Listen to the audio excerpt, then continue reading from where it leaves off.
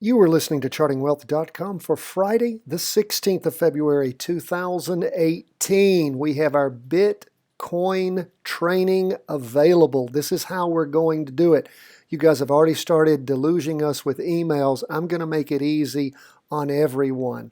We're going to publish over the weekend with the comprehensive review and forecast the links to both the training, that is the Bitcoin training that we have created, along with the chart that we have created that uses the True Strength Index and works marvelously well. If you would like to learn how to chart Bitcoin, this is how you do it.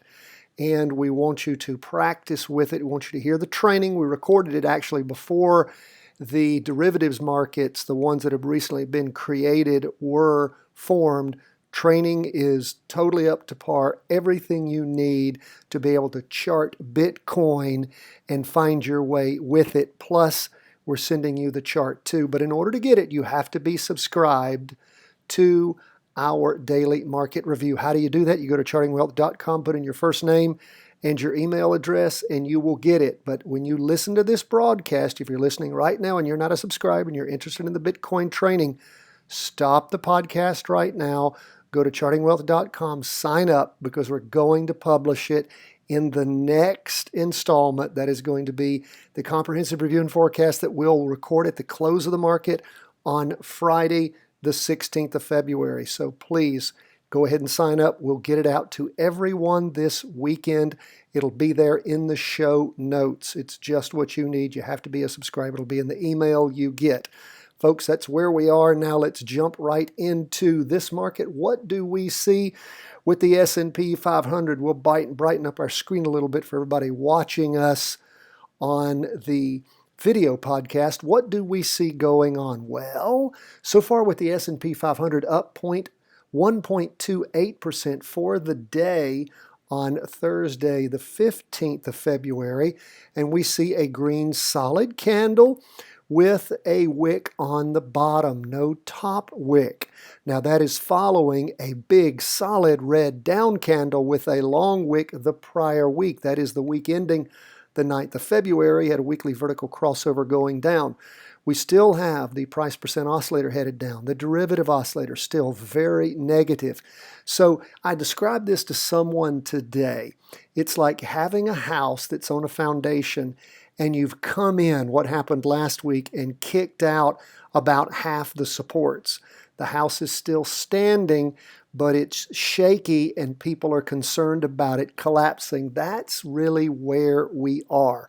Now, we have seen an up week so far. That is true, but with the huge blowout and down move in the prior week ending the 9th of February, that was a real shock to the system. As we look at the 2-day chart, it still has not crossed over going up. There's a long separation between the red signal line and the blue price percent oscillator.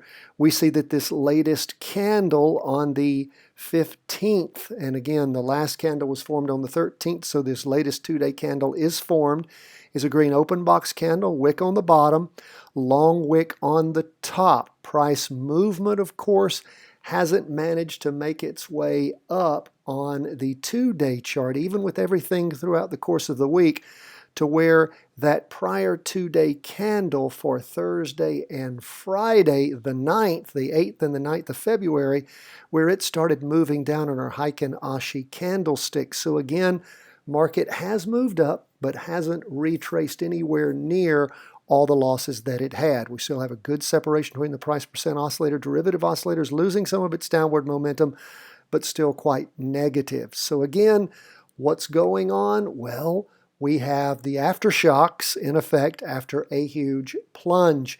As we look at the 4-hour chart, of course, there is a backup underway. It is backing up from the down moves. That is, it's moving up.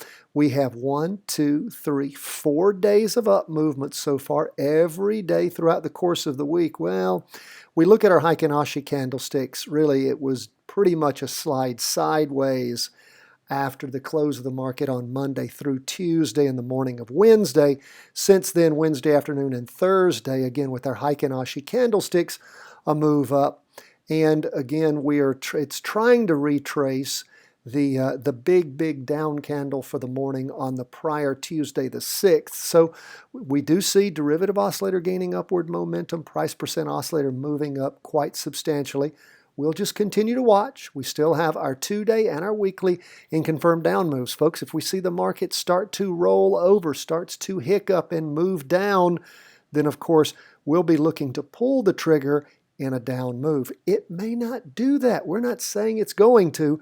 We're saying we are trend followers and we are waiting to see if this downtrend is going to play its way out. It has not given us an opening yet to jump in.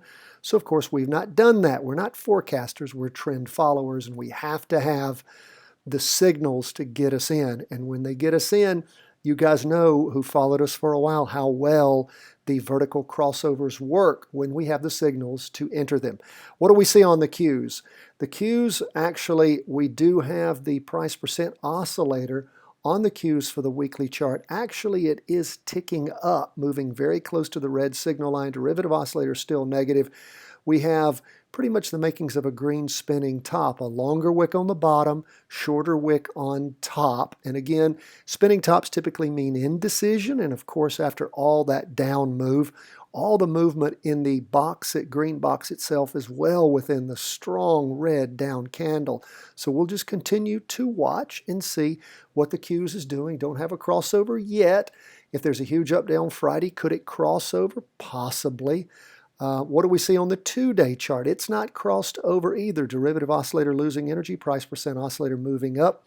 And we see the latest 2-day candle, green open box, long wick on top, little wick on the bottom, again, for that up movement. So we still have both our 2-day and our weekly and confirmed down moves back up underway since the morning, actually, yes, the afternoon of Tuesday the 13th. So we have that crossover going up. Again, things slid sideways for about a day and a half, and then that is from Monday afternoon where it topped out till about, till Tuesday afternoon.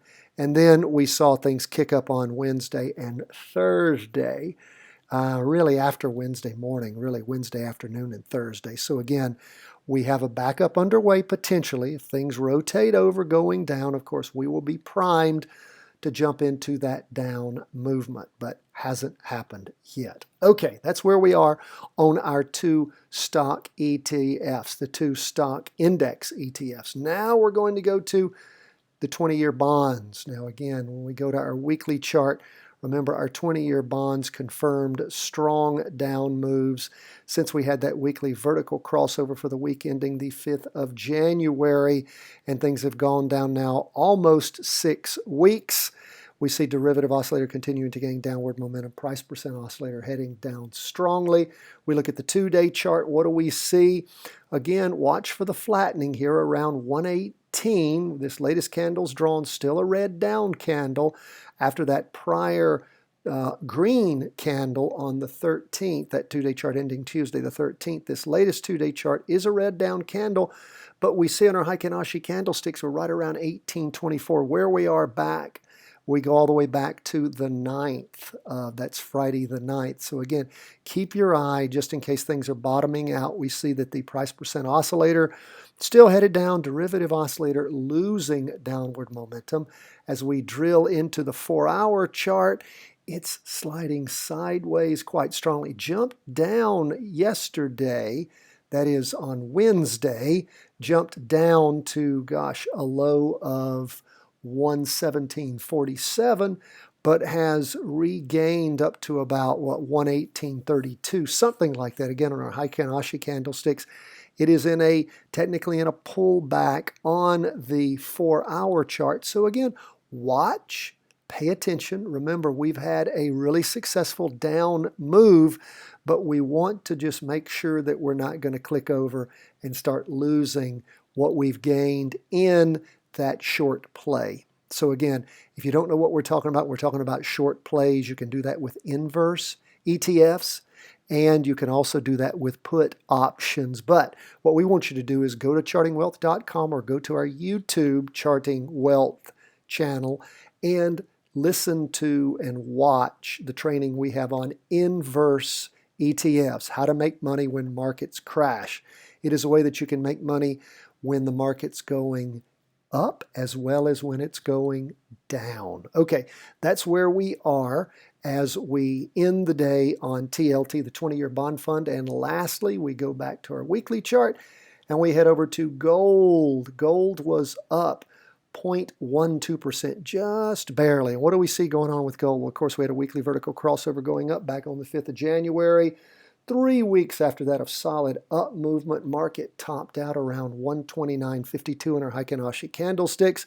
Down the 2 prior weeks, this latest week so far up, really sort of a green spinning top, open box, long wick on the top, about half that size on the bottom. Derivative oscillator continuing to lose momentum, but the price percent oscillator has ticked up throughout the course of the week with some up moves. We look at the 2-day chart. Looks like it's trying to get close to crossing over, going up. Hasn't done it yet, but we had on the 2-day candle ending on Tuesday the 13th, we had a doji, green doji, and as we called it at the time, means indecision, tending up because of the green color. And then, of course, we saw it followed by a strong green up candle. Derivative oscillator still negative, price percent oscillator still negative, but appears to be moving toward the red signal line. So technically, we don't have a trade there because our 2-day PPO is still negative. But as we look at the 4-hour chart, what do we see? It's nice to see that 4-hour chart working again, crossed over going up after the morning on the 13th, Tuesday the 13th, and has been strongly up since then. And we like to see that 4-hour chart working again. Really started sort of paying off there back around the 29th of January. Nice clean down move and then rotated over going up on the 13th, and so far has appreciated nicely. Hopefully we'll continue to see this 4-hour chart. We can start trusting it again as a potential total trading chart. But again, technically, just with the standard trading that we do with the weekly vertical crossover and that 2-day being inverse to that, don't have a trade there. I do encourage you, though, to practice, and you can sure practice the 4-hour chart in gold because as those of you who've been with us a while know, it so many times works as a total trading chart in gold. Folks, that's where we are as we end the day on Thursday, go into Friday the 16th of February. Again, please make sure if you want to get that Bitcoin training and the special Bitcoin chart we have prepared for you, you got to go sign up and subscribe to chartingwealth.com. Easy to do. No salesman will call. No one will be beating at your door. You will not be deluged with junk email. We care about you. We want to hear from you. Let us know what you think, what you need. Always feel free to write a CW@chartingwealth.com. God bless my friends from the whole team here at Charting Wealth World Headquarters.